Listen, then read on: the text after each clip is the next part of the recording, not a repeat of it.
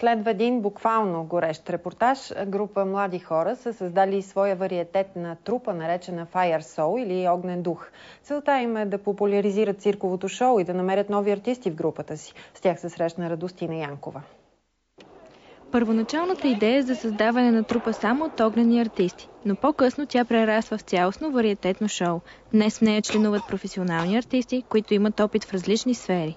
Осъзнахме, че огненият дух той не е просто едно огнено шоу, а той е огнената душа, която носим. Младите хора са обединени от любовта си към изкуството и създаването на атрактивни номера за публиката.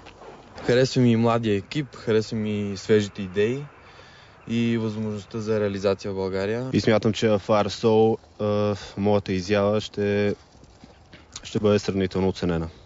Всеки, който има талант и иска да се занимава с вариететни програми, може да се включи в трупата. Fire Soul не е поредният екип, който ще се затвори с цел да се предпази от конкуренцията. Ние искаме конкуренция, искаме да създаваме такава, искаме тя да ни учи и ние нея.